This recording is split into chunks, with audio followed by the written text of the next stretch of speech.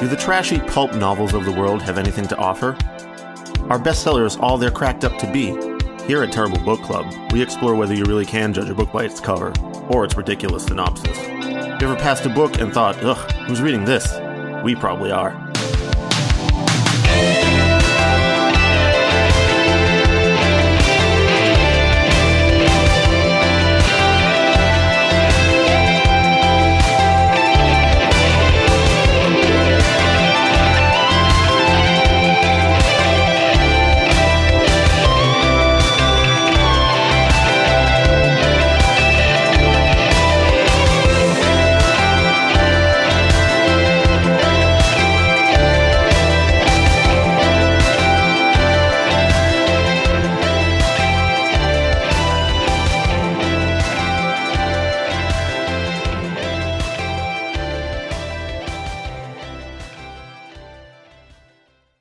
Hi, I'm Ken.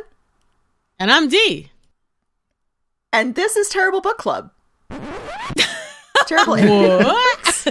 What? Wait. That's not us. Record scratch. This is also... welcome to another joint venture. Oh, this is so fucked Chris up. and This Paris? is I love this. This is also the I antique love streets. this. It's all fucked up. We're like the first lattice pie crust you ever made, and it's just a mess. Like, nothing overlaps right. It's all fucked up. Doesn't even look like a lattice anymore. Yeah, it's us, the Terrible Antique Book Freaks, the unholy child of the Terrible Book Club and the Antiques Freaks podcast, united together once more to defeat Carnacki. Once and for all. We're gonna get him this time, you guys. Oh, we will. We've studied him for 5 stories. It's story 6. I think we can fucking kill him this time. I think it's the last story in the collection, too, so he might die. No, there's more. Unfortunately, I don't think this is a die. Reichenbach Falls situation. I think he just keeps going. Oh, God. Well, I'm so Anyway, sorry. this is episode 103 of the Terrible Book Club. I don't know what episode of Antiques Freaks this is. Some point in the future. A future. We're recording this early. We are from the past, the distant past of November. Anyhow, I don't think I'm going to do our regular spiel because this is a weird nope, one. it's not a normal episode. No. So normally we read books that we think are bad that we find on the internet that people tell us about. But in this case, when we put our powers together and become the Antique Book Freaks, we read some things that the Antiques Freaks have chosen for us. And today we're reading number 6 in the Carnacki. I don't know. What the fuck are these called? Carnacki Ghost Finder stories? Yeah. We're reading The Thing Invisible. This is Carnacki the Ghost Finder by William Hope Hodgson. Originally published in 1913. Thank you. We're reading number 6, The Thing Invisible, not to be confused with The Horse Invisible, which was number 4, I think, or 3 in this series. It was number 4. Really just not trying with these titles. I don't even know what we had have to come up with 6 entire titles. I know. I don't know what we're doing for content warnings. I mean, there's probably going to be some supernatural shit, maybe a ghost, probably some guns, because that's how you fight ghosts, we've learned from Carnacki. So I guess be aware of ghosts and guns to get the G's, the double G's. That's our content warnings for right now. This might change because we haven't read the story before. So, I don't know. Oh yeah, and we're going to be raunchy and loud and swear. So, barnyard Fuck rules yeah. still apply. Yes, thank you, D. Oh yeah, I'm Paris. I've been talking too much, and that's Chris over there. Hello. This is the worst intro. This is amazing. I don't know what you're talking about. All right, so Ken, do you want to go over our reading rules when we've read Ye Old Carnac? Absolutely. We will be reading this short story with Eye of Argon rules, which means we each take a turn narrating, and the narrator goes until they either fuck up or crack up, and commentary from those not narrating at the time it's encouraged. Encouraged is what it is. It is. Yeah, so we heckle each other while we read. We take turns. We've never established an order here, but Nope. It's just a fresh start every time. Yeah. And just, we feel it out as we go along. And I don't want to start this time, so tagging out here. All right. I can start unless D or Ken feel strongly. I can start. The floor is yours. All right, D. Take it away. All right. So I'm sorry, which one were we on again? Number 6, the thing invisible, not the horse invisible. Okay, right. That is honest to God what got me fucked up real quick, because it was like invisible horse, invisible thing. Is this the fucking opening to Sleepy Jean? Like, what the fuck is it? What number is this again, Jin? 17. Number 6. Okay. Number 6. Get prepared for Carnacki. Oh my god, ghost. D, you're so... My ears. Wait. Sorry, I haven't... Can we Sorry, turn... Can I get a little less D in the monitors? Jesus. It's taken a... I finally have like a good mic setup, and it's taken a little while to get used to it. Like I used to have to really project to get my voice into it. Oh yeah, no, I get it. So I'm still adjusting. I wasn't trying to be rude. I was just like, because you were already loud, and then you went into your reading voice, and I was like, ah. Yeah. Project so we are are people in the back of the pews can hear. Yeah, exactly. I'm a church singer. Number 6. 6. The Thing Invisible. Carnacki had just returned to Shane Walk, Chelsea. I was already fucking up. Well, I guess I'll take over. I know, right? It's you anyway. I love it. No, I'm cracking up. I was aware of this interesting fact by reason of the curt and quaintly worded postcard, which I was rereading, and by which I was requested to present myself at his house not later than 7 o'clock on that evening. Mr. Carnacki had, as I and the others of his strictly limited circle of friends knew, been away in Kent for the past 3 weeks, but beyond that, we had no knowledge. Carnacki was genially secretive and curt, and spoke only when he was ready to speak. When the stage arrived, I and his 3 other friends, Jessup, Arkwright, and Taylor, who you definitely remember from before, would receive a card or a wire asking us to call.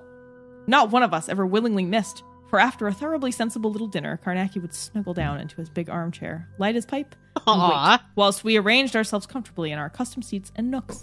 Then he would begin to talk. Carnacki all comfy now? Oh, Widow Carnacki's so cozy. Upon this particular night, I was the first to arrive and found Carnacki sitting, quietly smoking over a paper. He stood up, shook me firmly by the hand, pointed to a chair, and sat down again, never having uttered a word. For my part, my friends. I said nothing either. I knew the man too well to bother him with questions or the weather, and so took a seat and a cigarette. Presently, the 3 others turned up, and after that we spent a comfortable and busy hour at dinner. Dinner over, Carnacki snugged himself down into his great chair, as I have said was his habit, filled his pipe, and puffed for a while, his gaze directed thoughtfully at the fire. The rest of us, if I may so express it, made ourselves cozy, each after his own particular manner. A minute or so later, Carnacki began to speak, ignoring any preliminary remarks and going straight to the subject of the story we knew he had to tell. I have just come back from Sir Alfred Jarnock's place at Berkeley in South Kent. He began, without removing his gaze from the fire. Most extraordinary things have been happening down there lately. This guy's mouth stuffed full of legs. Mr. George Jarnock. Trying to finish I'll this. just love the cotton ball man if he continues. Paris, you're making the one that's talking the most the hardest to say. And Mr. George Jarnock, the eldest son, wired to ask me to run over and see whether I could help to clear matters up a bit. I went. I don't know what voice I'm doing anymore. Perhaps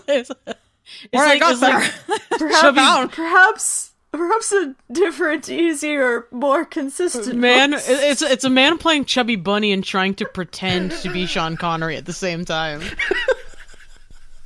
Paris, you're really gonna ease up on her. You're gonna give yourself.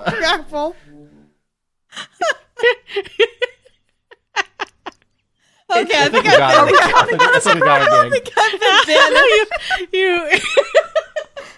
You got yourself there. You played yourself. You played. It was too funny. Oh, sorry. I will take over now. No, I loved it. Hey, don't apologize for your art. Chris or Ken, it's all you. Try to give that Carnacki a notable voice that isn't, I don't know, a chubby bunny choking or something, whatever D said. When I got there, I found that they have an old chapel attached to the castle, which has had quite a distinguished reputation for being what is popularly termed haunted. Already. Okay, sure. They have been rather proud of this, as I managed to discover, until quite lately when something very disagreeable occurred, which served to remind them that family ghosts are not always content, as I might say, to remain purely ornamental. Everybody gangsta till the ghosts start haunting. Yeah, it's true. Show those Victorians what's what. Or Victorians? It sounds almost laughable, I know, to hear of a long-respected supernatural phenomenon growing unexpectedly dangerous, and in this case, the tale of the haunting was considered as little more than an old myth, except after nightfall, when possibly it became more plausible seeming. But however this may be, there is no doubt at all but that what I might term the haunting essence. Oh, that's my capital favorite H, thing to add to capital E. muffins. Gonna get that spook. Gonna ratchet that spook up. Get the haunting essence. Are we Haunting out essence. Are we out of lemon extract? Yeah, just use the haunting essence. It's pretty good. Yeah, it's like my favorite thing to do when I'm my favorite thing to do when I'm baking is like you can get that like classic birthday cake taste by mixing in butter extract in with vanilla, but like I didn't have either, so I used haunting essence. Sorry about that birthday, by the way. Yeesh. Yeah, you'll never forget it. Ugh. Ooh. Which lived in the place, had become suddenly dangerous. Deadly dangerous, too, the old butler being nearly stabbed to death one night in the chapel with a peculiar old dagger. Get fucked, butler. What is he doing in the... I mean, so this butler was just like...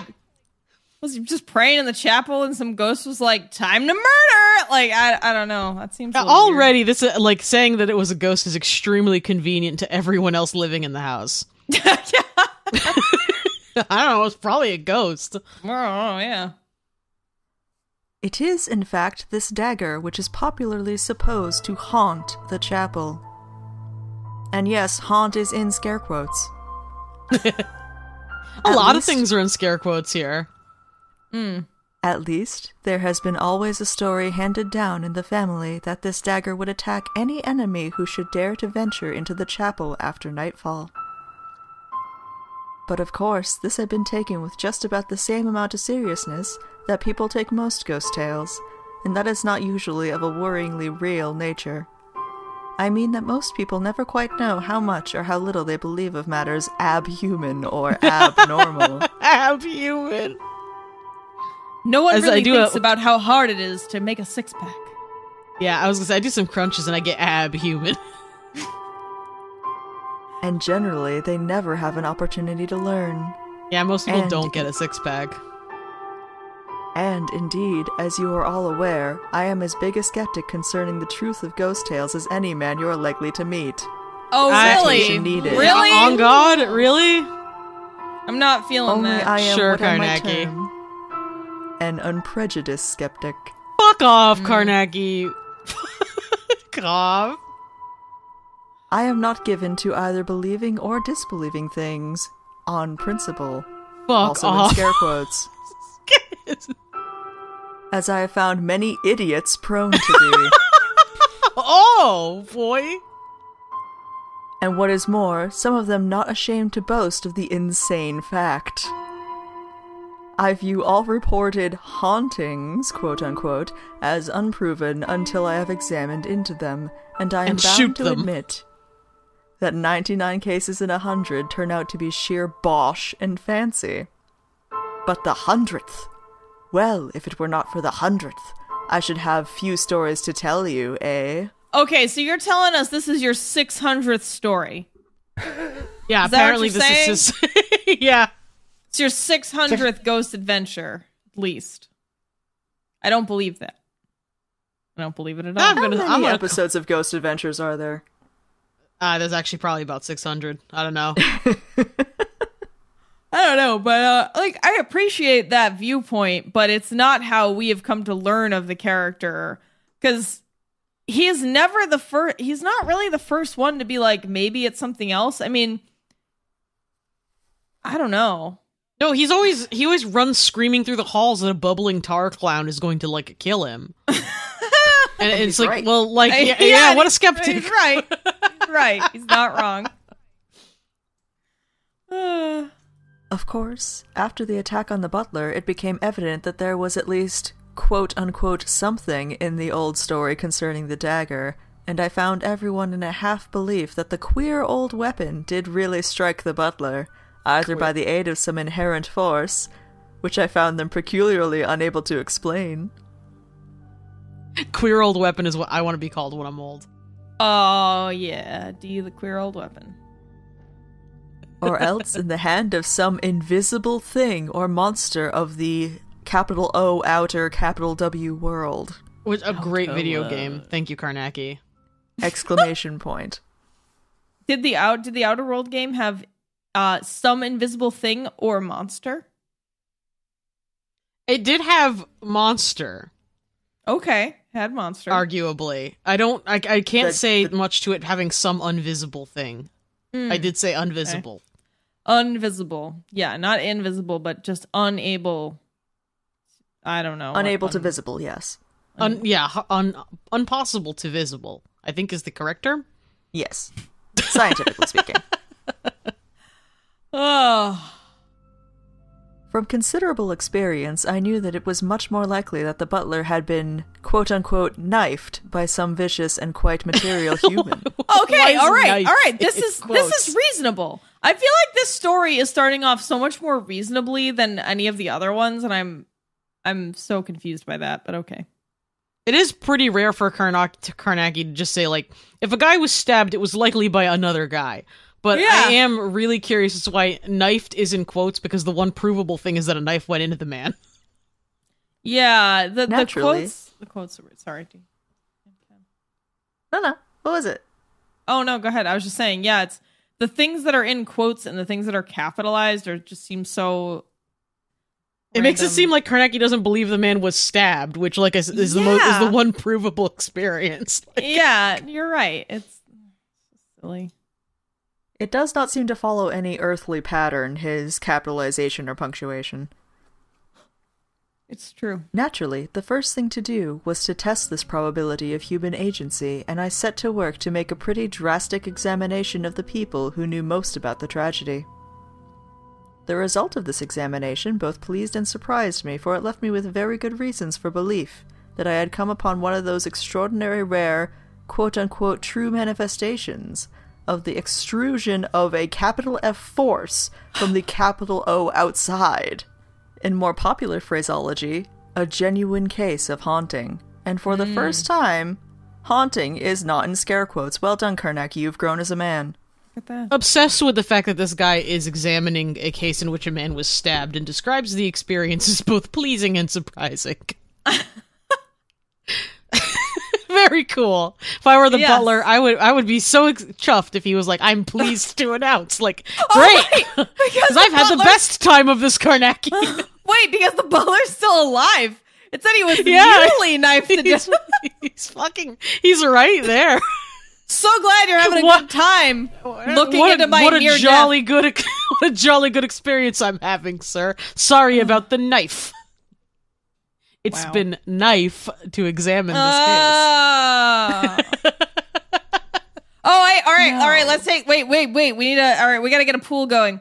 All right, I'm gonna bet. $5 that this butler also a little gay, just like all the previous butlers. Yes, all butlers are gay. All butlers in the if Carnacki... Downton Abbey has taught me anything, it's that you can't butler without being gay. Well, okay, but the butler was stabbed, which means that he was probably stabbed by an evil butler.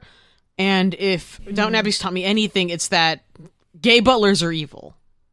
Well, now we need to talk about sharp weapon penetration as a metaphor for homoerotic desire in the English literary tradition. Oh my god, Ken. I mean, why are you so right about that? We're never getting through this fucking story. Why are you so right about that, Ken? Yeah, I mean, when it comes to violent homoeroticism, no one's more correct than Ken. Wow, thank you. Wow. Truly all right. an honor. I think Chris is about to knife one of us Chris in the might back, actually die if we delay further, yes. Oh, man, I'm going to be half dead in a chapel. Oh, it's going to be bad. These are the facts. On the previous Sunday evening but one, Sir Alfred Jarnock's household had attended family service as usual in the chapel. You see, the rector goes over to officiate twice each Sunday after concluding his duties at the public church about 3 miles away. At the end of the service in the chapel, Sir Alfred Jarnock, his son Mr. George Jarnock, and the rector had just stood for a couple of minutes talking, whilst old Bellet the butler went round putting out the candles. Can we call him Bullet? I want to call him Bullet. Absolutely, we're calling him Bullet. Silver Bullet. Butler. Suddenly, the rector remembered that he had left his small prayer book on the communion table in the morning. He turned and asked the butler to get it for him before he blew out the chancel candles.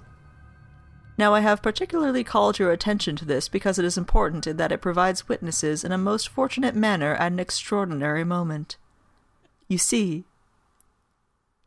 the rector's turning to speak to Bellet had naturally caused both Sir Alfred Jarnock and his son to glance in the direction of the butler, and it was at this identical instant, and whilst all three were looking at him, that the old butler was stabbed there, full in the candlelight, before their eyes.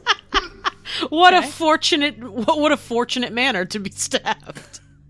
I mean, to be fair, under some light source in front of other people, technically fortunate. I mean, it's like one luck. It's like one. Oh, I can't speak. It's like one degree of fortune less than being stabbed in an ER. Like I don't know. Like true. Yeah. It's pretty good. Yeah, this is the Edwardian equivalent of being stabbed in ER, pretty much.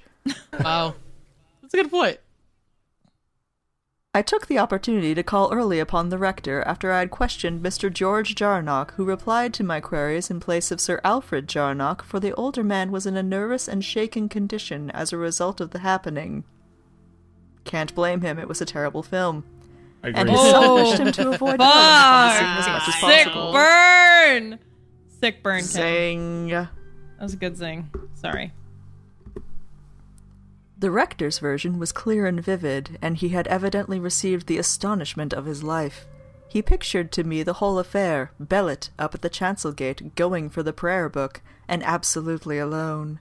And then the blow out of the capital V void, he described it, and the force prodigious. The old man being driven headlong into the body of the chapel. Like the kick of a great horse, the rector said. Oh my god, if this is another invisible horse, I'm gonna lose my fucking mind. Invisible Horse 2, The Revenge. This time it has a knife. It's also in the chapel. It was the horse with the knife in the chapel. At the chapel. Fuck, this game of Clue is weird. The horse with the knife in the chapel. Victorian Clue is fucked up. Crack?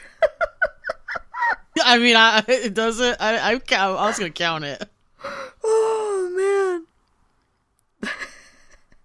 Is it me now? Is that what happened? I think Ken is passing. Ken fully cracked up. So yeah, I think Ken fully lost it. I think Ken was driven headlong into the body of the terrible antique book freaks by the kick of the great invisible horse into you, Chris. Like the kick of a great horse, the rector said, his benevolent old eyes bright and intense with the effort he had actually witnessed, in defiance of all that he had hitherto believed. When I left him, he went back to the writing which he had put aside when I appeared. I feel sure that he was developing the first unorthodox sermon that he had ever evolved. He was a dear old chap, and I should certainly like to have heard it. The last man I visited was the butler. He was, of course, in a frightfully weak and shaken condition, but he could tell me nothing that did not point to there being a power abroad in the chapel. He told me the same tale, in every minute particle, that I had learned from the others. He had fuck. Joke. He had just been fucking, and then he had just been fucking. Just fucked in the chapel. That's probably why he got stabbed. Yeah, wow. Probably is. All right, D. Let's see it. Well, I mean, let's see if D can be more than a one sentence wonder this time. Yeah, let's see if I can figure this one out. He had been just going up to put out the altar candles and fetch the rector's book, when something struck him an enormous blow high up on the left breast, and he was driven headlong into the aisle. Examination had shown that he had been stabbed by the dagger, of which I will tell you more in a moment, that hung always above the altar. The weapon had entered, fortunately some inches above the heart, just under the collarbone, which had been broken by the stupendous force of the blow, the dagger itself being driven clean through the body and out through the scapula behind. Whoa, whoa! He was shot with a dagger. Whoa. He was shot. The dagger has an exit wound? That's not a dagger, that's a sword. Wait, how does the whole thing go through hilt and handle? Like, how does that not just rip you apart? The whole thing? Oh, driven clean through the... There's no way he's gonna live through this. I know. He accidentally the whole thing. He accidentally the whole thing. The poor old fellow could not talk much, and I soon left him, but what he had told me was sufficient to make it unmistakable that no living person had been within yards of him when he was attacked. And, as I knew, this fact was verified by 3 people. There it goes again. I mixed capable and responsible into people somehow. Hey, it happens. It's like, that's a lot of P's and L's. Honestly, gotta be people. We've all been pretty short-lived tonight. I don't know. Yeah, we're it's a lot of names, I think. Carnacki knows that this is our last effort to defeat him. He is putting up his best fight yet. Yes, it's true. There's a force preventing us from pronouncing things correctly. All right, Paris, choose a better voice for Carnacki this time, please. How about this? No, that's still weird. I don't know. Whatever. I'm gonna rest on my laurel. I'm gonna rest on my tried and true. Yeah, let's go back.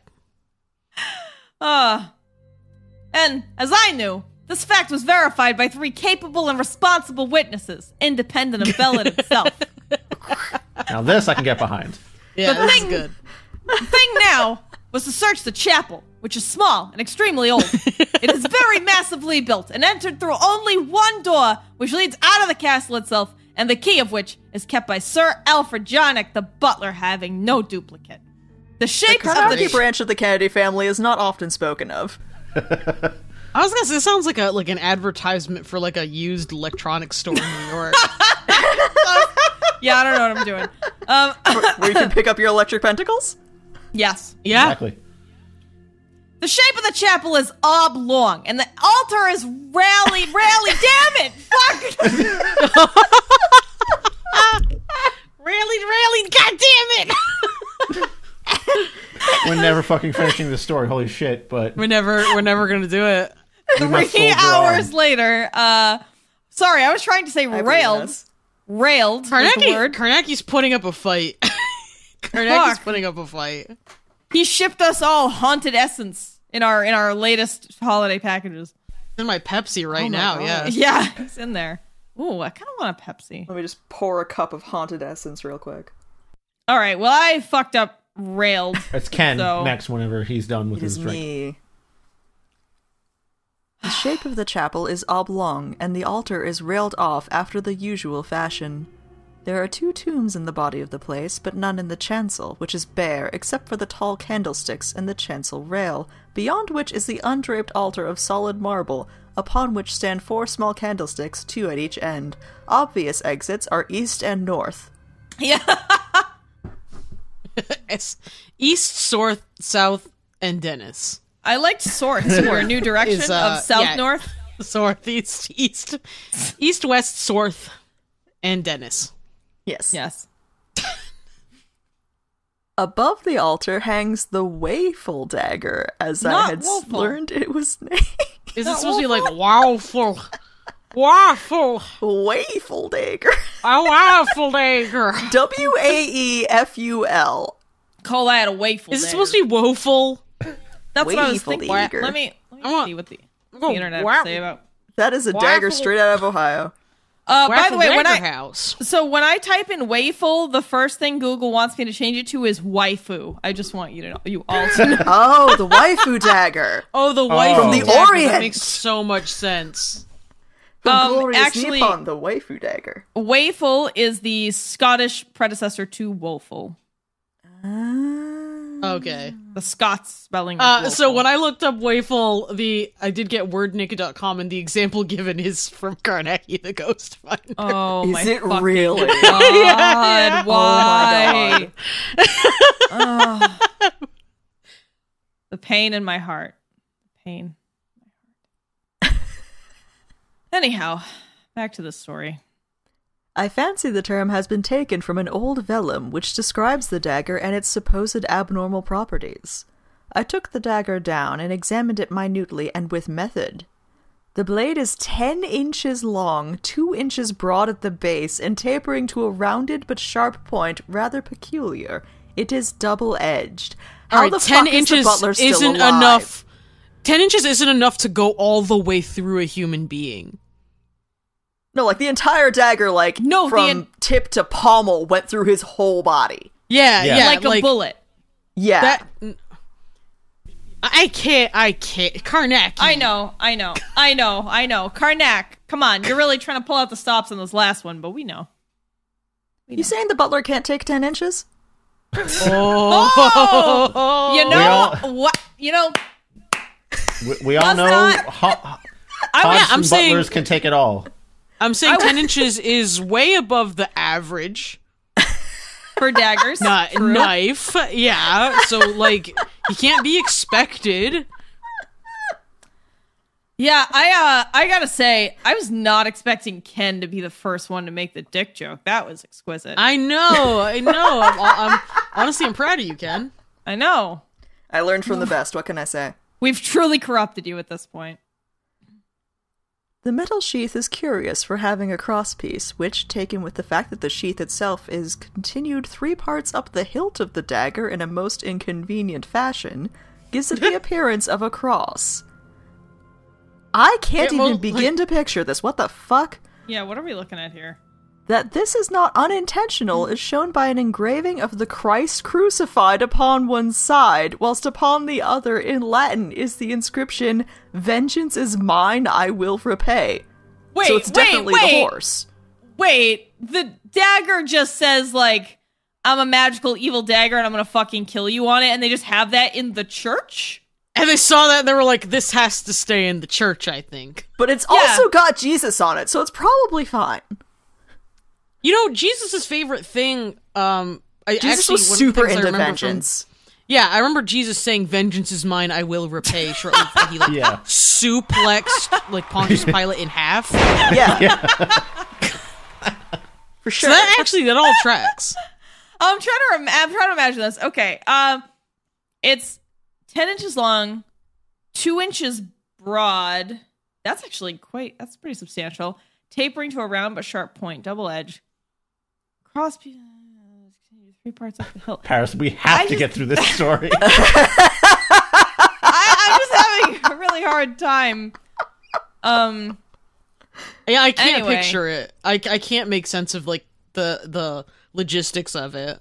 Oh, it gets better, Ken. If you could please continue, we can learn more about this bizarre dagger. Carnacki even calls it out as a quaint and rather terrible conjunction of ideas. Upon the blade of the dagger is graven in Old English capitals, "I watch, I strike." On the butt of the hilt there is carved deeply a pentacle. Oh yeah, this is totally fine. Definitely just keep that in your home, in your church. I think Christ would love this, yeah. Yeah, it seems seems like we got a lot of mixing of faiths there. Seems a little strange. Actually, the pentacle is an ancient Christian mystic symbol dating back to Gawain and the Green Knight. Okay, all right, nerd boy. Fine. Story. Fine. It's an Arthurian ghost dagger. I don't know.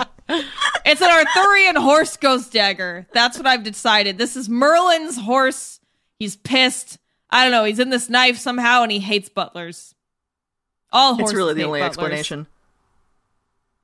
This is a pretty accurate description of the peculiar old weapon that has had the curious and uncomfortable reputation of being able, either of its own accord or in the hand of something invisible, to strike murderously any enemy of the Jarnock family, who may chance to enter the chapel after nightfall. Oh, the butler is the Wait, enemy. why is the butler an enemy of the family? He's their butler. The butler did something. Come on, it's He's super plotting. obvious He's the butler did plotting. something. Yo, oh my god, the butler is the kid's actual dad.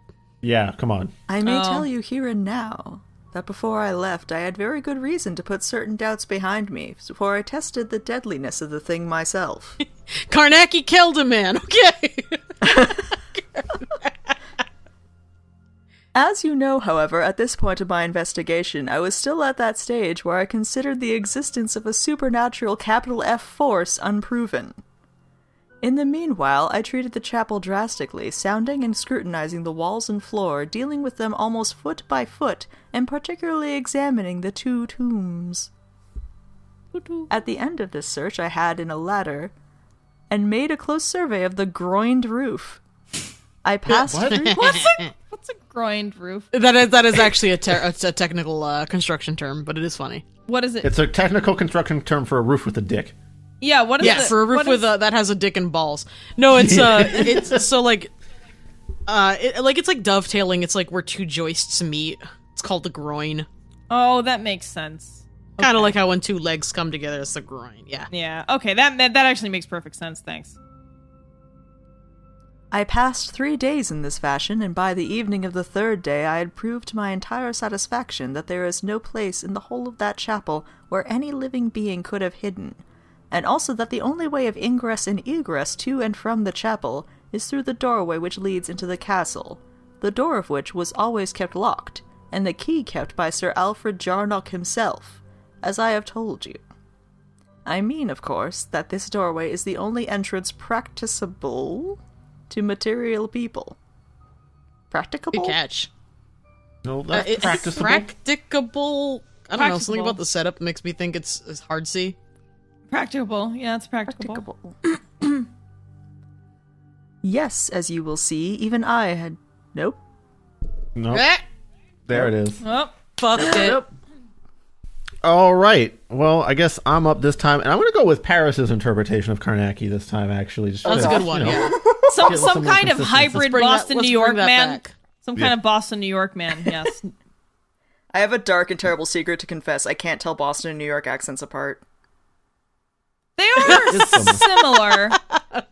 I mean, I can't keep them straight when I'm doing impressions, so like you're not wrong. Yeah. They are like New York has more of a oi, yeah, and things, and Boston has more of a New York is more of a I'm walking here. Yeah. I don't know. Boston would also say, I'm walking here. It would be more like that. It's more aggressive. That's true. Well, I think. We'll see how mine comes out here. Yeah. All right, let's see. Let's get introduced to this Carnacki.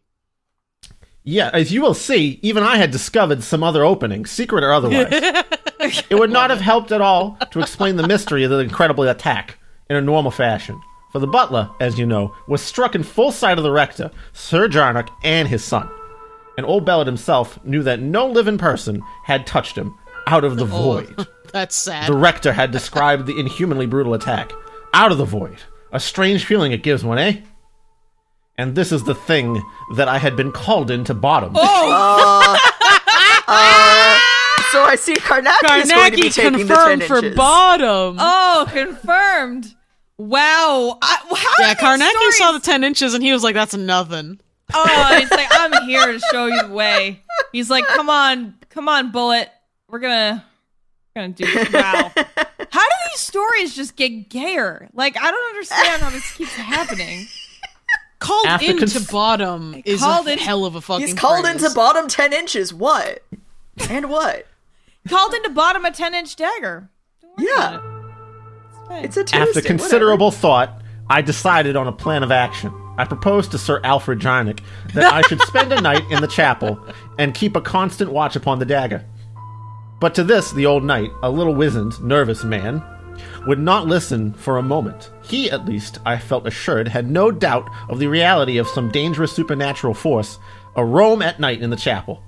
He informed me that it had been his habit every evening to lock the chapel door, so that no one might foolishly or heedlessly run the risk of any peril that it might hold at night, and that he could not allow me to attempt such a thing after what had happened to the butler. I could see that Sir Alfred Jarnock was very much in earnest, and would evidently have held himself to blame had he allowed me to make the experiment and any harm come to me. So I said nothing in argument, and presently, pleading the fatigue of his years and health, he said good night and left me, having given me the impression of being a polite but rather superstitious old gentleman. That night, however, whilst I was undressing, I saw how I might achieve the thing I had wished, and be able to enter the chapel after dark, without making Sir Alfred Jarnock nervous. I asked the butler if we could fuck in there, and he said, yeah, I got the key. He said, yeah, let's get to it. On the morrow, when I borrowed the key, I would take an impression and have a duplicate made. Then, with my private key, I could do just what I liked. Okay, so we're adding breaking and entering into Carnacki's sins. Yeah. I really like the boldness of him thinking that stealing a key and making an illegal duplicate isn't going to make Sir Jarnock nervous. Yeah, it's not going to make anyone concerned. We don't know we'll hurt him. In the morning, I carried out my idea. I borrowed the key, as I wanted to take a photograph of the chancel by daylight. When I had done this, I locked up the chapel and handed the key to Sir Alfred Jarnock, having first taken an impression in soap. I had brought out the exposed plate in its slide with me, but the camera I had left exactly as it was, as I wanted to take a second photograph of the chancel that night, from the same position. I took the dark slide into Burton. I took the dark slide into Burton Tree? You took the dark slide into failure! Took the dark slide into choking. God. What is the dark slide? The slide from the camera. Oh, I thought that he took some fucking Mario 64-ass slide into town. I thought it was a euphemism. Yahoo! You're the winner! I can't believe how many times I had to say Jarnock. Janik. Janet. Good old Carnacki and Jarnock. They go way back. All right. Is it me? It is D, I think. D. All right. 2 sentences this time? I'm gonna try. I'm gonna get to 2 sentences. I don't know if I'm actually gonna make it because I'm gonna try to like follow the myth. Of the tone. I took the dark slide into Burton Tree. Also, the cake of soap with the impress. Oh, this is the full soap I Kennedy. left with the local ironmonger. That's the only one I know. Who was something of a locksmith and promised to let me have my duplicate finished if I would call in 2 hours. This I did, having in the meanwhile found out a photographer, where I developed the plate and left it to dry, telling him I would call the next day. At the end of the 2 hours, I went for my key and found it ready, much to my satisfaction. Then I returned to the castle. Wow. After that is dinner disturbingly that evening, good. This is so good. You're just how long have you been practicing Kennedy impersonation? Just every day. After dinner that evening, I played billiards with young Jarnock for a couple hours. Then I had a cup of coffee and went to my room, telling him I was feeling awfully tired. He nodded and told me he felt the same way. I was glad, for I wanted the house to settle as soon as possible. I locked the door of my room, then from under the bed, where I had hidden them earlier in the evening, I drew out several fine pieces of plate armor, which I had removed from the armory. What? There was also a What? What? Sorry. Oh! He just... Yeah, sorry, By the way, reader, I removed several pieces of plate armor from the armory and hid them under my bed. Yeah, that's just like somebody would notice. Normal behavior. How many natural 20 stealth rolls did that require? Yeah, really, that's a great question. What in the whole fuck? That's not gonna make him nervous or anything. That's so weird. There was also a shirt of chainmail with a sort of quilted hood of mail to go over the head. You know, silent chainmail. Easy to sneak around the house at night in. Oh yeah, the totally quietest armor. I buckled on the plate armor and found it extraordinarily uncomfortable, and overall I drew on the chainmail. I know nothing about armor, except how to steal it, but from what I have learned since, I must have put on parts of 2 suits. Anyway, I felt beastly, clamped and clumsy, and unable to move my arms and legs naturally. But I knew that the thing I was thinking of doing called for some sort of protection for my body. Over the armor, I pulled on my dressing gown and shoved my revolver into one of the side pockets. Can we just take a moment? Can we take a moment to appreciate how absurd what he's describing is? He's got pieces of two different sets of armor, a dressing gown, a camera, and a revolver strapped to him?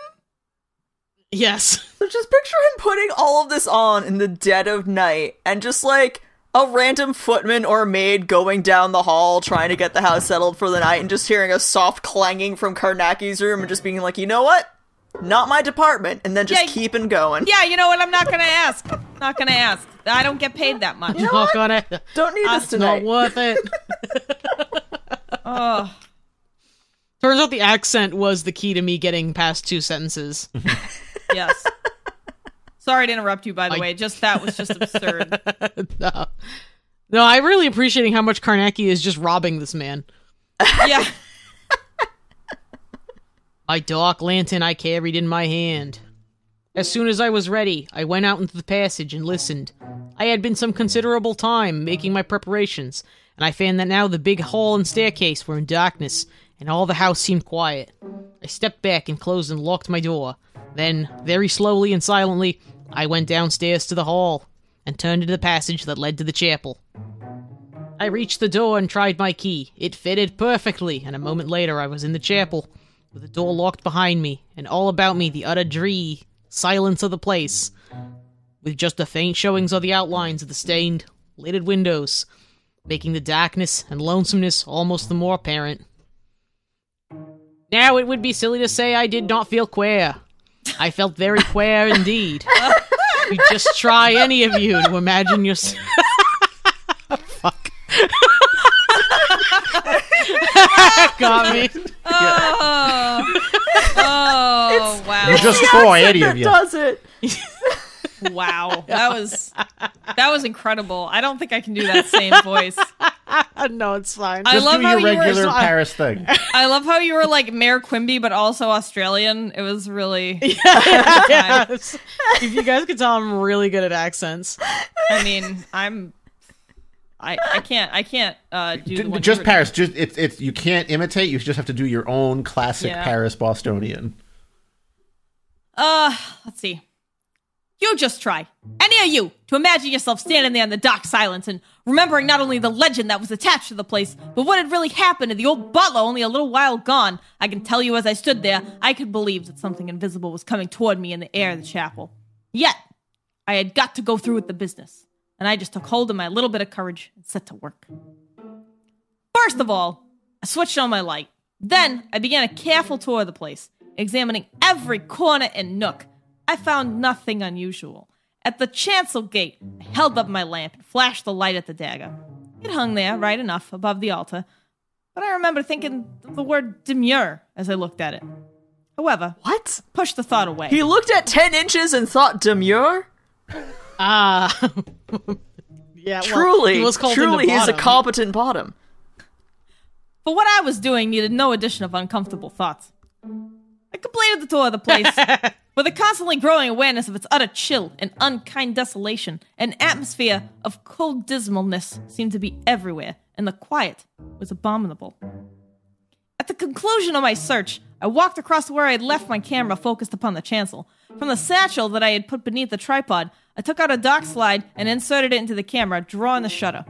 After that, I uncapped the lens, pulled out my flashlight apparatus, and pressed the trigger. Gee, thanks for this fucking photography tutorial. There was an intense... you weren't clear. Brilliant flash that made the whole of the interior of the chapel jump into sight and disappear as quickly. Then, in the light from my lantern, I inserted the shutter into the slide, reversed the slide, so as to have a fresh plate ready to expose at any time. After I had done this, I shut off my lantern and sat down in one of the pews near to my camera. I cannot say what I expected to happen, but I had an extraordinary feeling, almost a conviction. Something peculiar or horrible would soon occur. It was, you know, as if I knew. What a sentence. Okay. Wow. An hour passed of absolute silence. The time I knew by the far-off, faint chime of a clock that had been erected over the stables. I was beastly cold, for the whole place was without any kind of heating pipes or furnace, as I had noticed during my search, so that the temperature was sufficiently uncomfortable to suit my frame of mind. Aren't you wearing two suits, like two fucking cobbled together suits of armor and a dressing gown? Two different suits of armor. Two suits of armor and the padding beneath, yes. Yeah. I felt like a kind of Human periwinkle encased in boilerplate and frozen with cold and funk. And, you know, some of the dark about me seemed to press coldly against my face. Fuck off. Were you unprepared for the funk, D? I was not ready for every part of that sentence. I felt like a kind of human periwinkle encased in boilerplate and frozen with cold and funk. That is a hell of a sentence. It's a lot. I cannot say whether any of you have ever had the feeling, but if you have, you will know just how disgustingly unnerving it is. And then, all at once, I had a horrible sense that something was moving in the place. It was not that I could hear anything, but I had a kind of intuitive knowledge that something had stirred in the darkness. Can you imagine how I felt?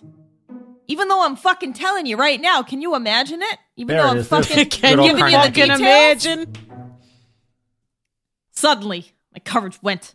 Put up my mailed arms over my face. I wanted to protect it. I had gotten a sudden sickening feeling that something was hovering over me in the dark.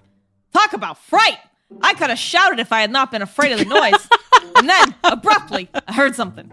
Away up the aisle, there sounded a dull clang of metal, as it might be the tread of a mailed heel upon the stone of the aisle.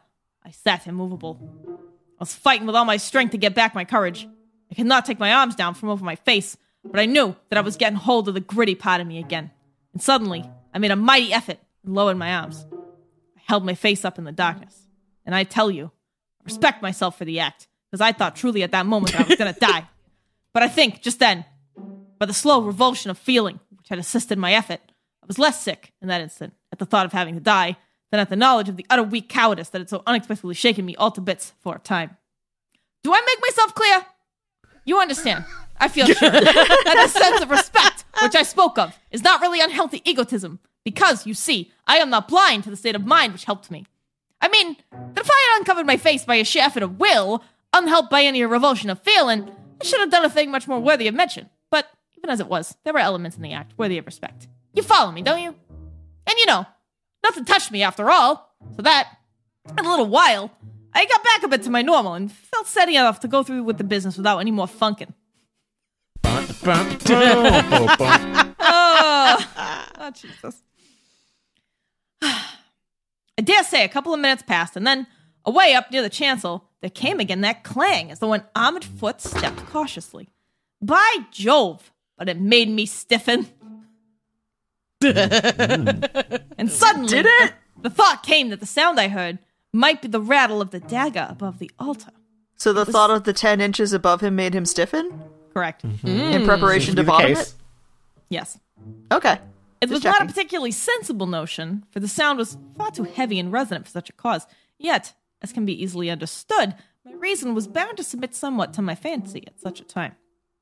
I remember now that the idea of that insensate thing becoming animate and attacking me did not occur to me with any sense of possibility or reality. I thought rather, in a vague way, of some invisible monster of outer space fumbling at the dagger. I remember the old rector's description of the attack on the butler, of the void. And he had described the stupendous force of the blow as being like the kick of a great horse. You can see how uncomfortably my thoughts were running. I felt round swiftly and cautiously for my lantern. I found it close to me on the pew seat, and with a sudden, jerky movement, I switched on the light. I flashed it up the aisle, to and fro across the chancel, but I could see nothing to frighten me. I turned quickly and sent the jet of light dotting across the rear end of the chapel, then on each side of me, before and behind, up at the roof and down at the marble floor, but nowhere was there any visible thing to put me in fear. Not a thing that need have set my flesh thrilling. Just a quiet chapel, cold and eternally silent. You know the feeling. I've been standing whilst I sent the light about the chapel. Now I pulled out my revolver, and then, with a tremendous effort of will, switched off the light and sat down again in the darkness to continue my constant watch. It seemed to me that quite half an hour, or even more, must have passed after this, during which no sound had broken the intense stillness. I had grown less nervously tense, for the flashing of the light round the place had made me feel less out of all bounds of the normal. It had given me something of that unreasoned sense of safety that a nervous child obtains at night by covering its head up with the bedclothes. This just about illustrates the completely human illogicalness of the workings of my feelings, for, as you know, whatever creature, thing, or being it was that had made that extraordinary and horrible attack on the old butler, it had certainly not been visible. And so you capital must picture C creature, capital T thing, capital B being, I feel is important to know, because what the fuck? And so you must picture me sitting there in the dark, clumsy with armor, with my revolver in one hand and nursing my lantern, ready with the other. And then it was, after this little time of partial relief from intense nervousness, that there came a fresh strain on me. Somewhere, in the utter quiet of the chapel, I thought I heard something. I listened, tense and rigid, my heart booming just a little in my ears for a moment. Then I thought I heard it again. I felt sure that something had moved at the top of the aisle. I strained in the darkness to hark, and my eyes showed me blackness within blackness, wherever I glanced, so that I took no heed of what they told me. For even if I looked at the dim loom with a stained window at the top of the chancel, my sight gave me the shapes of vague shadows passing noiselessly and ghostly across, constantly. It was a time of almost peculiar silence, horrible to me, as I felt just then. And suddenly, I seemed to hear a sound again, nearer to me, and repeated, infinitely stealthy. It was as if a vast, soft tread were coming slowly down the aisle. Can you imagine how I felt? I do not think you can. I did not move any more than the stone effigies on the two tombs, but sat there, stiffened. He's so hard. Fucking hard as a rock. He's so fucking hard. I fancied now that I heard the tread all about the chapel. And then, it was just as sure in a moment that I could not hear it, that I had never heard it. Some particularly long minutes passed about this time, but I think my nerves must have quieted a bit, for I remember being sufficiently aware of my feelings to realize that the muscles of my shoulders ached, with the way that they must have been contracted as I sat there, hunching myself rigid. Mind you, I was still in a disgusting funk. But what I might call the imminent sense of danger seemed to have eased from around me. At any rate, I felt, in some curious fashion, that there was a respite, a temporary cessation of malignity from about me. It is impossible to word my feelings more clearly to you, for I cannot see them more clearly than this myself. Yet, you must not picture me as sitting there free from strain, for the nerve tension was so great that my heart action was a little out of normal control, the blood beat making a dull booming at times in my ears, with the result that I had the sensation that I could not hear acutely. This is a simply beastly feeling, especially under such circumstances. I was sitting like this, listening, as I might say, with body and soul, when suddenly I got that hideous conviction again that something was moving in the air of the place. The feeling seemed to stiffen me as I sat, and my head appeared to tighten as if all the scalp had grown tense. This was so real that I suffered an actual pain, most peculiar and at the same time intense. The whole head pained. I had a fierce desire to cover my face again with my mailed arms, but I fought it off. If I had given way then to that, I should simply have bunked straight out of the place. I sat and sweated coldly, that's the bald truth, with the creep busy at my spine. And then, abruptly, once more, I thought I heard the sound of that huge, soft tread on the aisle, and this time closer to me. There was an awful little silence, during which I had the feeling that something enormous was bending over toward me from the aisle. And then, through the booming of the blood in my ears, there came a slight sound from the place where my camera stood. A disagreeable, sort of slithering sound, and then a sharp tap. I had the lantern ready in my left hand, and now I snapped it on, desperately, and shone it straight above me, for I had a conviction that there was something there. But I saw nothing. Immediately, I flashed a light at the camera and along the aisle, but again, there was nothing visible. I wheeled round, shooting the beam of light in a great circle about the place. To and fro, I shone it, jerking it here and there, but it showed me nothing. I had stood up the instant that I had seen that there was nothing in sight over me, and now I determined to visit the chancel and see whether the dagger had been touched. If I may interrupt, I just want everyone to real quick visualize what this looks like to anyone standing outside the chapel. Just a loudly clanging armored mini rave. I stepped out of the pew into the aisle, and here I came to an abrupt pause, for an almost invincible, sick repugnance was fighting me back from the upper part of the chapel. A constant queer prickling went up and down my spine, and a dull ache took me in the small of the back, as I fought with myself to conquer this sudden new feeling of terror and horror. I tell you, and no one who has not been through these kinds of experiences has any idea of the sheer, actual, physical pain attendant upon and resulting from the intense nerve strain that ghostly fright sets up in the human system. I stood there feeling positively ill, but I got myself in hand, as it were, in about half a minute, and then I went, walking, I expect, as jerky as a mechanical tin man, and switching the light from side to side, before and behind and over my head continually, and the hand that held my revolver sweated so much that the thing fairly slipped in my fist. Does not sound very heroic, does it? Yeah, so he got himself in hand and then the thing slipped in his fist. Absolutely. Yeah. Yeah. He was already so stiffened that, Yeah. Yeah. I passed through the short chancel and reached the step that led up to the small gate in the chancel rail.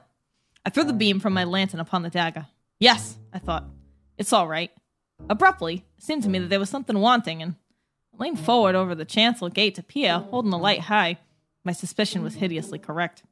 The dagger had gone. Only the cross-shaped sheath hung there above the altar. Oh my god. In a sudden, frightened flash of imagination, I pictured the thing adrift in the chapel, moving here and there as though of its own volition, for whatever force wielded it, certainly beyond visibility. I turned my head stiffly over to the left, glancing frightenedly behind me, and flashing the light to help my eyes. In the same instant, I was struck a tremendous blow over the left breast, and hurled backward from the chancel rail into the aisle, my armor clanging loudly in the horrible silence. I landed on my back and slithered along in the polished marble. My shoulder struck the corner of the pew front and brought me up, half-stunned. I scrambled to my feet, horribly sick and shaken, but the fear that was on me, making little of that at the moment. I was minus both revolver and lantern, and utterly bewildered as to just where I was standing. I bowed my head and made a scrambling run in the complete darkness and dashed into a pew. I jumped back, staggering, got my bearings a little, and raced down the center of the aisle, putting my mailed arms over my face. I plunged into my camera, hurling it among the pews. I crashed into the I crashed into the front and reeled back. Then I was at the exit. I fumbled madly in my dressing gown pocket for the key. I found it and scraped at the door feverishly for the keyhole. I found the keyhole, turned the key, burst the door open and went into the passage. I slammed the door and leaned hard against it, gasping, whilst I felt crazily again for the keyhole, this time to lock the door upon what was in the chapel. I succeeded and began to feel my way stupidly along the wall of the corridor. Presently, I'd come to the big hall and saw in a little to my room. In my room, I sat for a while, until I had steadied down something to the normal. After a time, I commenced to strip off the armor. I saw then that both the chainmail and the plate armor had been pierced over the breast, and suddenly it came home to me that the thing had struck for my heart. Stripping rapidly, I found that the skin of the breast over the heart had just been cut sufficiently to allow a little blood to stain my shirt, nothing more. Only, the whole breast was badly bruised and intensely painful. You can imagine what would have happened if I had not worn the armor. In any case, it is a marvel that I was not knocked senseless. I did not go to bed at all that night, but sat upon the edge, thinking and waiting for the dawn. For I had to remove my litter before Sir Alfred Jarnock could enter, if I were to hide from him the fact that I had managed a duplicate key. Yeah, or all the other shit you stole. Yeah. So where's if you have to hide from him that you burgled pretty much his entire house. So as soon as the pale light of the morning had strengthened sufficiently to show me the various details of my room, I made my way quietly down to the chapel. Very silently, and with tense nerves, I opened the door. The chill light of the dawn made distinct the whole place, everything seeming instinct with a ghostly, unearthly quiet. Can you get the feeling? I waited several minutes at the door, allowing the morning to grow, and likewise my courage, I suppose, and my heart on. Presently, the rising sun threw an odd beam right in through the big east window, making colored sunshine all the length of the chapel. And then, with a tremendous effort, I forced myself to enter. I went up the aisle to where I had overthrown my camera in the darkness. The legs of the tripod were sticking up from the interior of a pew, and I expected to find the machine smashed to pieces. Yet, beyond that, the ground glass was broken. There was no real damage done. I replaced the camera in the position from which I had taken the previous photography, but the slide containing the plate I exposed by flashlight I removed and put into one of my side pockets, regretting that I had not taken a second flash picture at the instant when I heard those strange sounds up in the chancel. Having tidied my photographic apparatus, I went to the chancel to recover my lantern and revolver, which had both, as you know, been knocked from my hands when I was stabbed. I found the lantern lying, hopelessly bent, with smashed lens, just under the pulpit. My revolver, I must have held until my shoulder struck the pew, for it was lying there in the aisle, just about where I believed I cannoned into the pew corner. It was quite undamaged. Having secured these two articles, I walked up to the chancel rail to see whether the dagger had returned, or been returned, to its sheath above the altar. Before, however, I reached the chancel rail, I had a slight shock. For there, on the floor of the chancel, about a yard away from where it had been struck, lay the dagger, quiet and demure upon the polished marble pavement. Again, demure. Demure. The 10-inch demure blade. I wonder whether you will, any of you, understand the nervousness that took me at the sight of the thing. With a sudden, unreasoned action, I jumped forward and put my foot on it to hold it there. Can you understand? Do you? And, I could not stoop down and pick it up with my hands for quite a minute, I should think. Afterward, when I had done so, however, and handled it a little, this feeling passed away, and my reason, and also, I expect, daylight, made me feel that I had been a little bit of an ass. Capital R reason. Quite natural, though. No capital A ass. I assure you. Yet it was a new kind of fear to me. I'm taking no notice of the chief joke about the ass. What What? The cheap joke that you made to yourself? Like, okay. What? I am talking about the curiousness of learning in that moment a new shade or quality of fear that had hitherto been outside of my knowledge and imagination. Does that interest you? Yes, No. Your ass fear interests me. Oh, wait. Yeah, when you put it like that, that does interest me. I examined the dagger minutely, turning it over and over in my hands and never, as I suddenly discovered, holding it loosely. It was as if I was subconsciously surprised that it lay quiet in my hands. Yet even this feeling passed, largely for a short while. The curious weapon showed no signs of the blow, except that the dull color of the blade was slightly brighter on the rounded point that had cut through the armor. Presently, when I had made an end of staring at the dagger, I went up to the chancel step and in through the little gate. Then, kneeling upon the altar, I replaced the dagger in its sheath and came outside of the rail again, closing the gate after me and feeling awarely uncomfortable because the horrible old weapon was back again in its accustomed place. I suppose, without analyzing my feelings very deeply, I had an unreasoned and only half-conscious belief that there was a greater probability of danger when the dagger hung in its 5th-century resting place than when it was out of it. Yet, somehow, I don't think this is a very good explanation, when I remember the demure look the thing seemed to have when I saw it lying on the floor of the chancel. Only I know this. When I had replaced the dagger, I had quite a touch of nerves, and I stopped only to pick up my lantern from where I had placed it whilst I examined the weapon, after which I went down the quiet aisle at a pretty quick walk and so got out of the place. That the nerve tension had been considerable, I realized, when I had locked the door behind me. I felt no inclination now to think of old Sir Alfred as a hypochondriac, because he had taken such hyper-seeming precautions regarding the chapel. I had a sudden wonder as to whether he might not have some knowledge of a long prior tragedy in which the dagger had been concerned. I returned to my room, washed, shaved, and dressed, after which I read a while. Then I went downstairs and got the acting butler to give me some sandwiches and a cup of coffee. Like, you're not gonna... some sandwiches! Wait, so he's not gonna tell anyone this happened? Cool. No. Half an hour later... He's gonna tell the unstabbed butler to give him some goddamn sandwiches. Half an hour later, I was heading for Burton Tree, as hard as I could walk, for a sudden idea had come to me, which I was anxious to test. I reached the town a little before 8:30 and found the local photographer with his shutters still up. I did not wait, but knocked until he appeared with his coat off, evidently in the act of dealing with his breakfast. In a few words, I made clear that I wanted the use of his darkroom immediately, and this he at once placed at my disposal. I had brought with me the slide, which contained the plate that I had used with the flashlight, and as soon as I was ready, I set to work to develop. Yet, it was not the plate which I had exposed that I first put into the solution, but the second plate, which had been ready in the camera during all the time of my wait in the darkness. You see, the lens had been uncapped all that while, so that the whole chancel had been, as it were, under observation. You all know something of my experiments in lightless photography, that is, appreciating light. It was X-ray work that started me in that direction. Yet, you must understand, though I was attempting to develop this unexposed plate, I had no definite idea of results, nothing more than a vague hope that it might show me something. Yet, because of the possibilities, it was with the most intense and absorbing interest that I watched the plate under the action of the developer. Presently, I saw a faint smudge of black appear in the upper part, and after that others, indistinct and wavering of outline. I held the negative up to the light. The marks were rather small, and were almost entirely confined to one end of the plate, but as I have said, lacked definiteness. Yet, such as they were sufficient to make me very excited, and I shoved the thing quickly back into the solution. For some minutes further I watched it, lifting it out once or twice to make a more exact scrutiny, but could not imagine what the markings might represent until suddenly it occurred to me that in one or two places they certainly had shapes suggestive of a cross-hilted dagger. Yet, the shapes were sufficiently indefinite to make me careful not to let myself be over-impressed by the uncomfortable resemblance, though I must confess the very thought was sufficient to set some odd thrills adrift in me.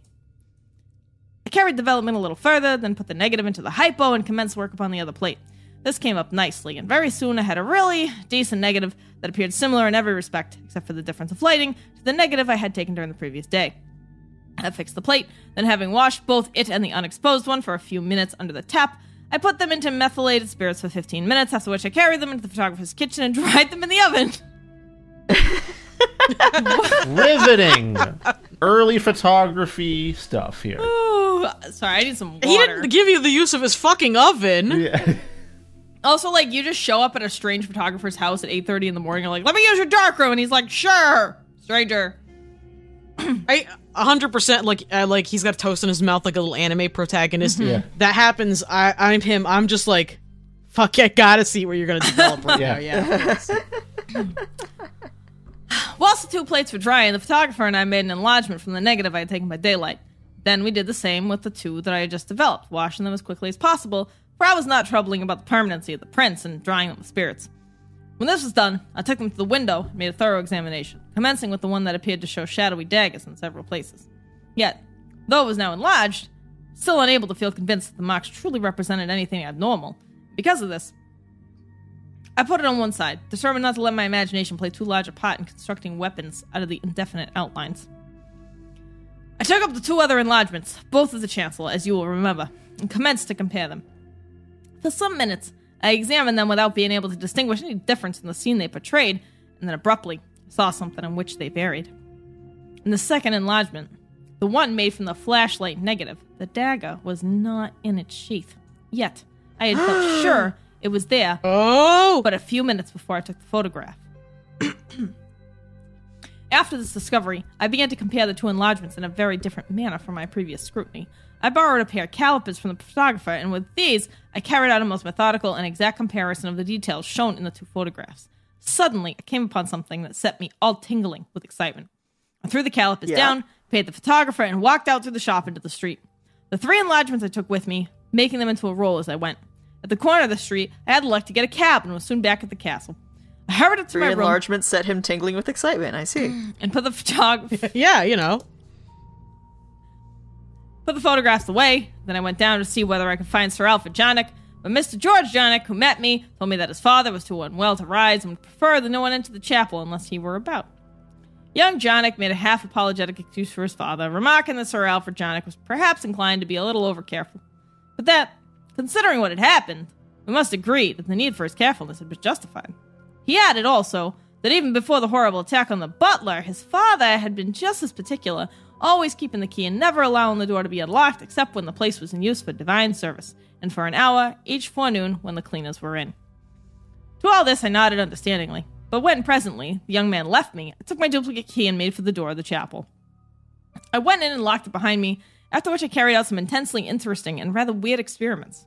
Yeah? These proved successful to such an extent that I came out of the place in a perfect fever of excitement. It fit all the way up there. I inquired. So Carnacki has taken some private photographs with the 10 inches. All 10 inches! I inquired for Mr. George Jarnock and was told that he was in the morning room. Also, hey, don't you love how we got, 7 paragraphs of detailed photography, but then he's like, hey, I did some weird shit, but I'm not going to tell you about it. Okay. Yeah, it's some real freak shit, man. It was wild. Me and the 10 inches getting freaky in the chapel. You know how you do. Come along, I said when I had found him. Please give me a lift. I've something exceedingly strange to show you. He was palpably very much puzzled, but came quickly. Palpably very much puzzled. But came quickly. As we strode along, he asked me a score of questions, to all of which I just shook my head, asking him to wait a little. We led the way to the armory. Here I suggested that he should take one side of a dummy, dressed in half-plate armor, whilst I took the other.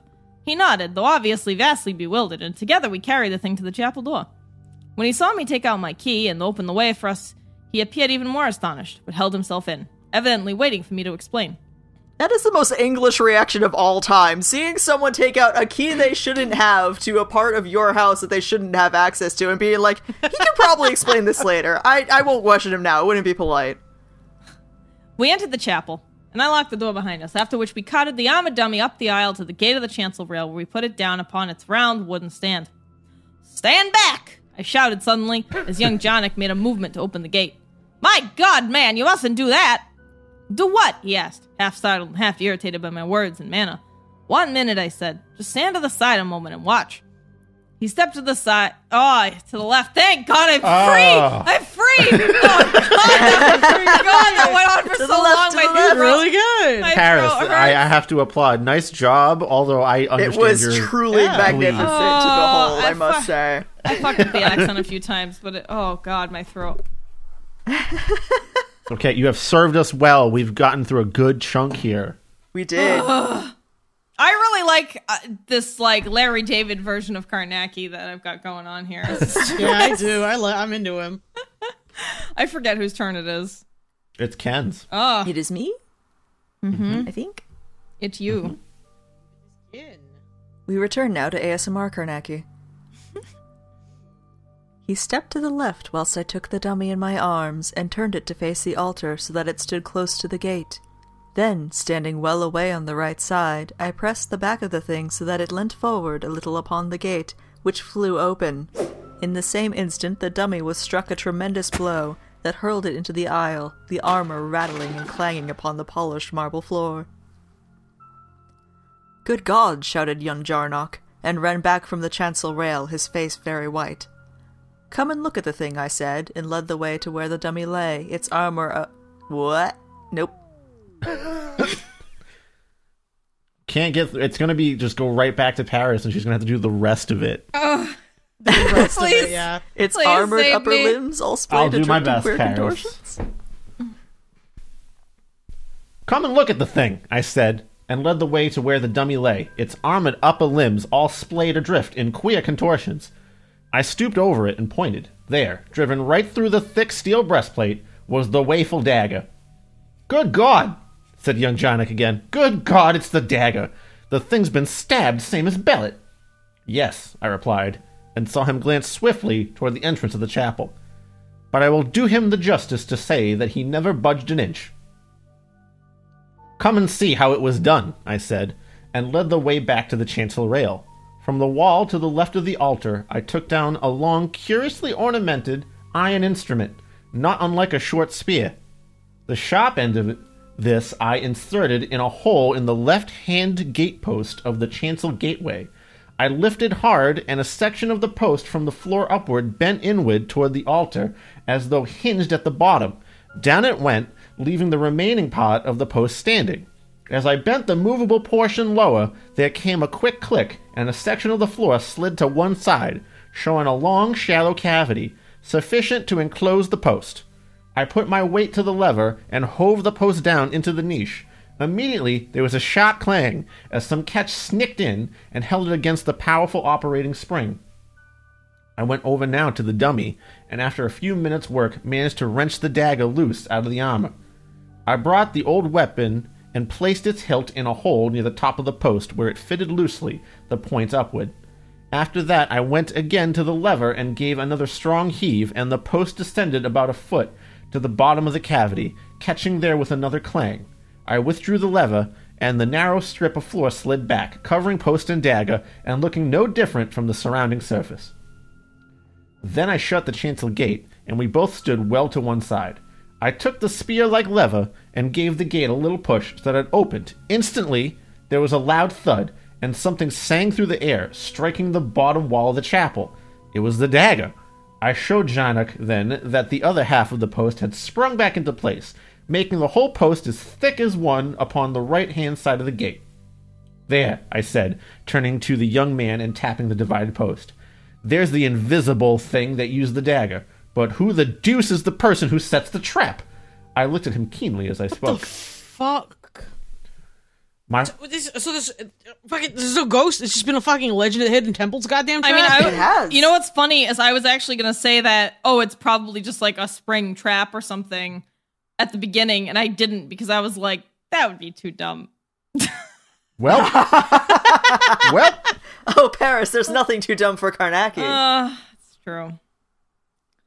But why would you have this? Why would this be a function in your chapel? Like, stand on this plate, get stabbed. Also, how did no one know about this? It's a fun party trick, you know. Anyway.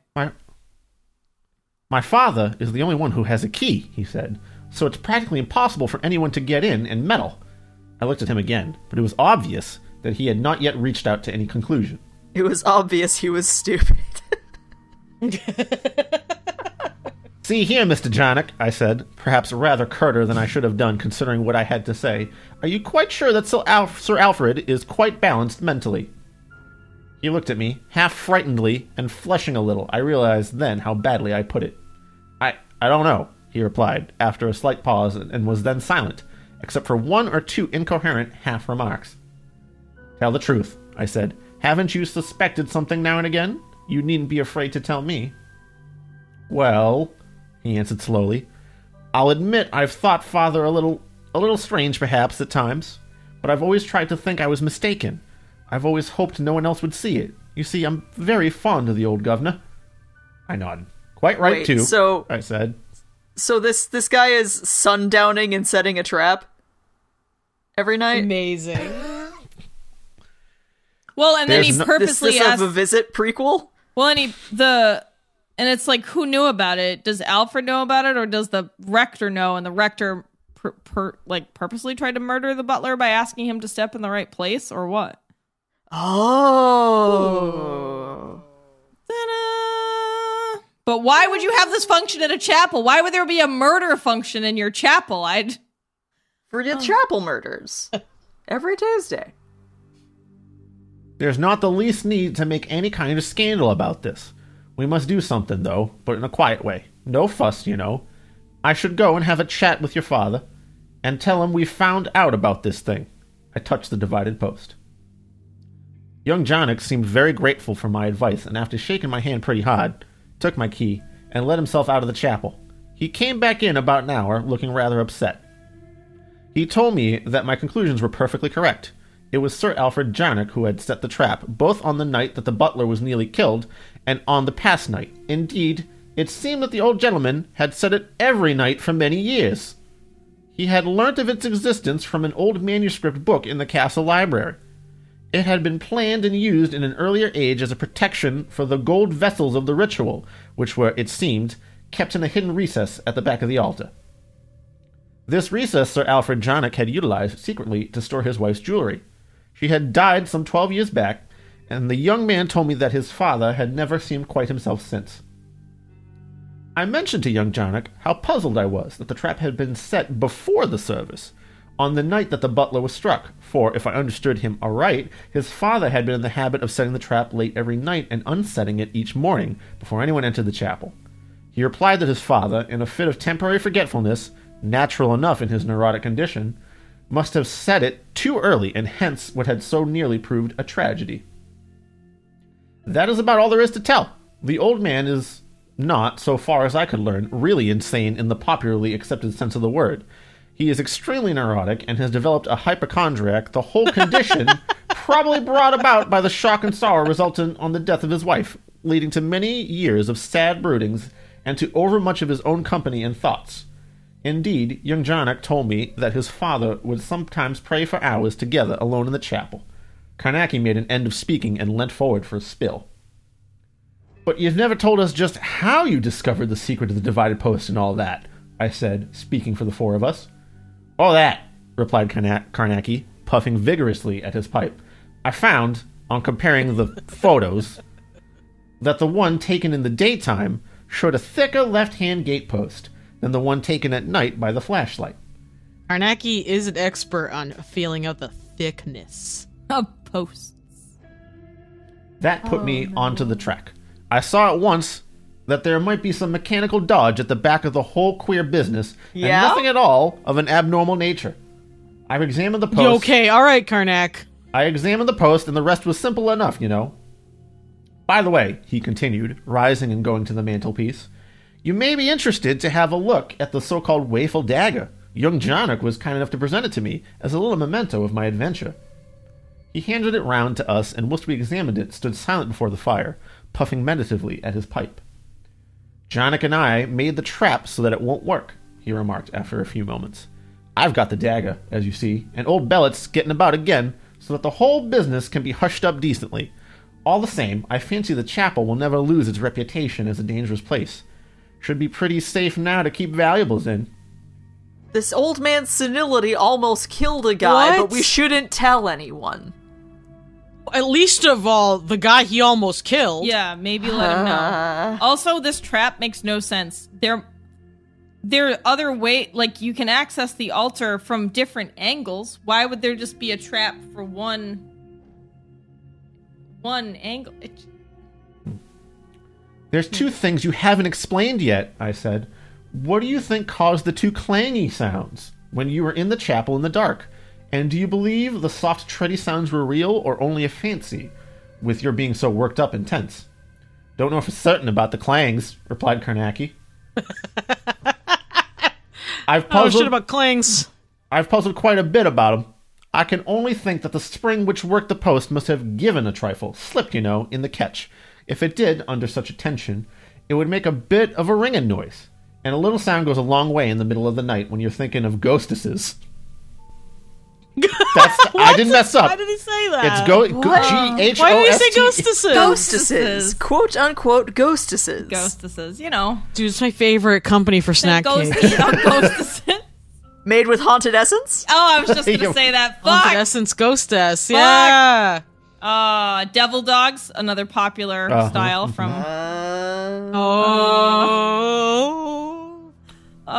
ghostesses. Oh, fuck. You can understand that, eh? Yes, I agreed. And the other sounds? Well, the same thing. I mean, the extraordinary quietness may help to explain those a bit. They may have been fuck. Well, well, you made it pretty far. Oh, boy. An excellent job. All right. All right, Candy, take us home. They may have been some unusual enough sound that would never have been noticed under ordinary conditions, or they may have been only fancy. It is just impossible to say.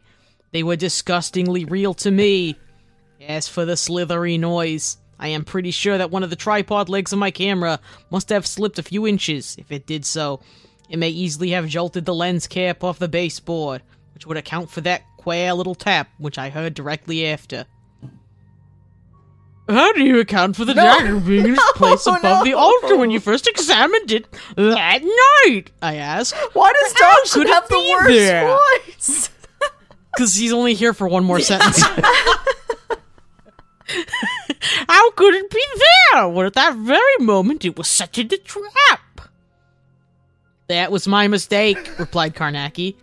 The dagger could not possibly have been in its sheath at the time, though I thought it was. You see, the curious cross-hilted sheath gave the appearance of the complete weapon, as you can understand. The hilt of the dagger protrudes very little above the continued portion of the sheath, a most inconvenient arrangement for drawing quickly. He nodded sagely at the lot of us and yawned, then glanced at the clock. Out you go, he said in friendly fashion, using the recognized formula, I want to sleep.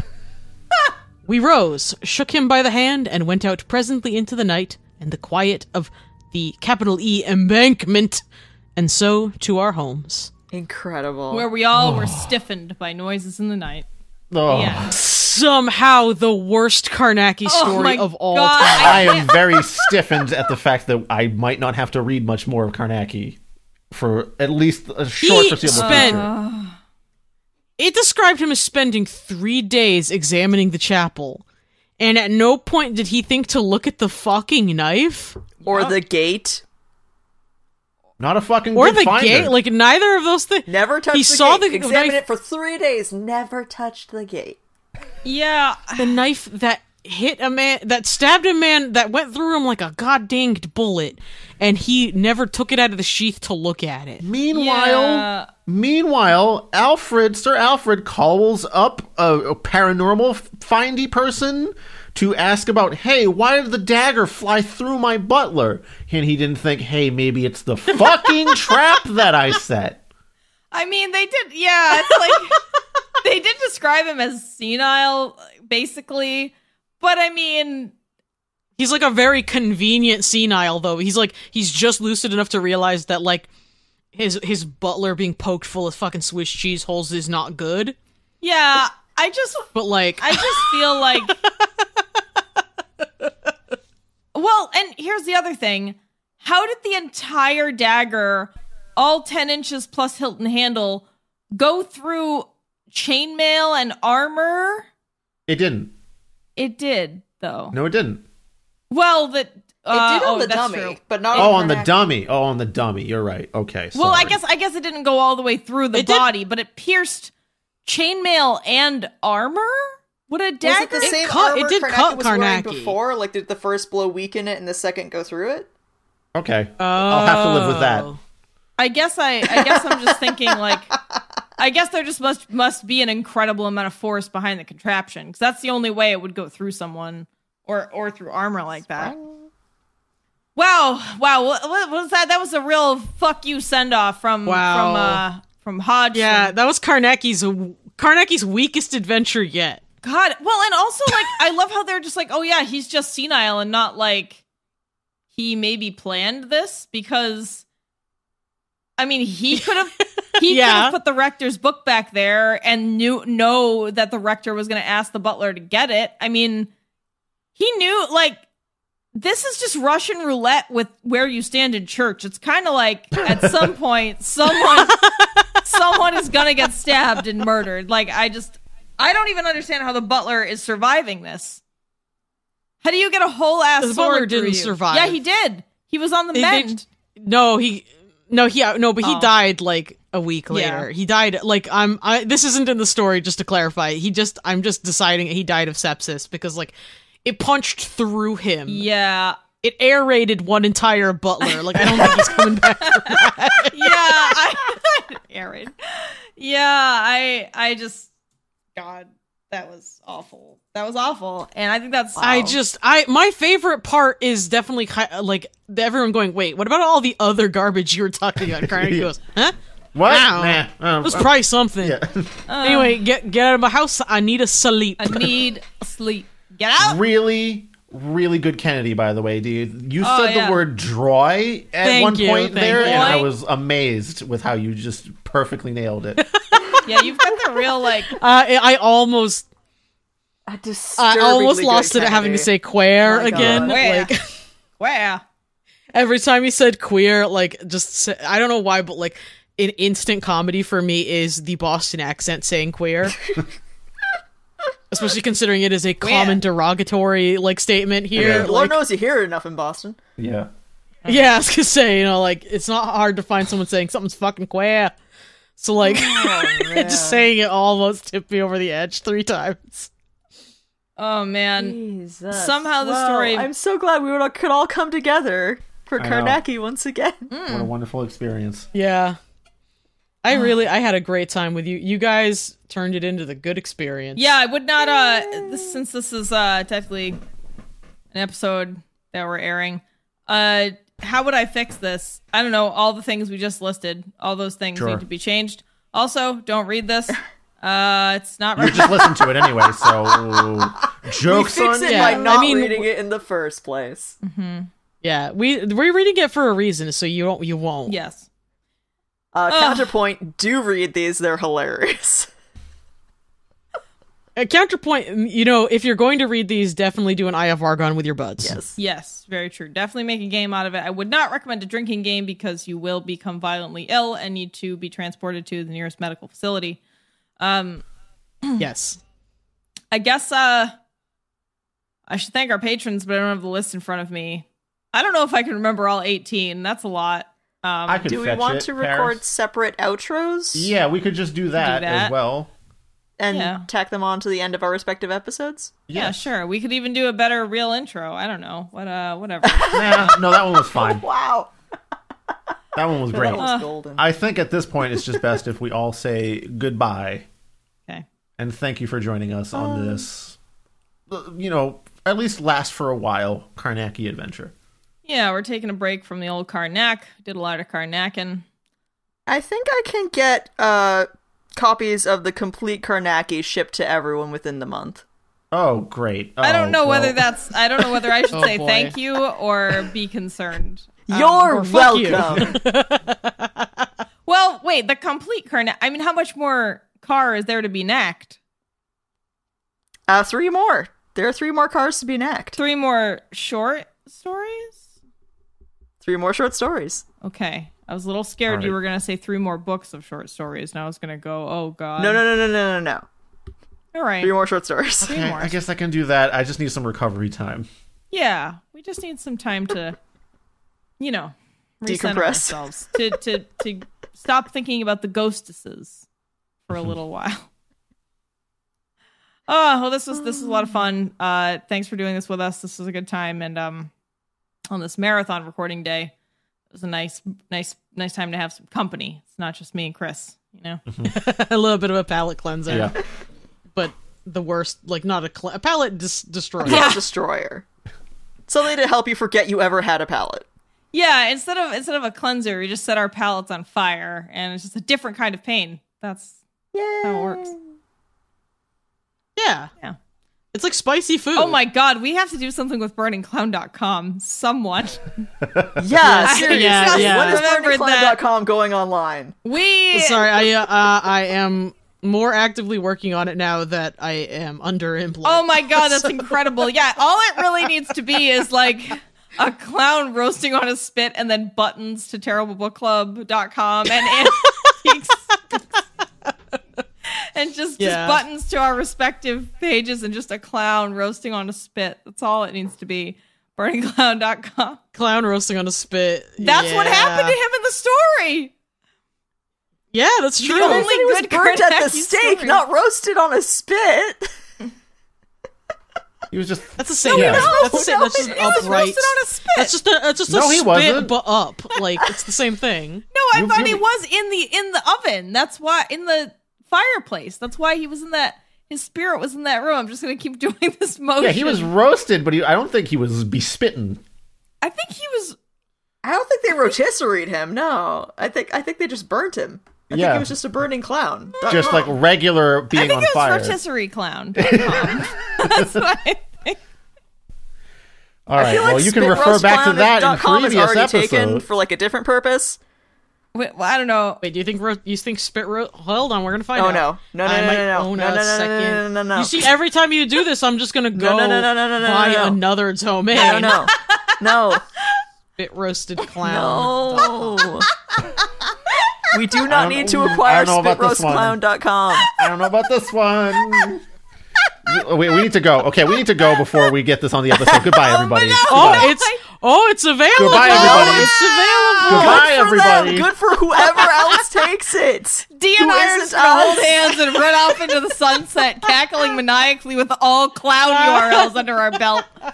Here we're gonna own spitroastedclown.com. Oh yeah, it's gonna redirect to burningclown.com. This is the first thing that came up is a link to gay porn. Yeah. Goodbye, everybody. Have a good evening. We'll see you next time on Terrible Antiques Books Freaks. We love you. Goodbye. Burningclown.com.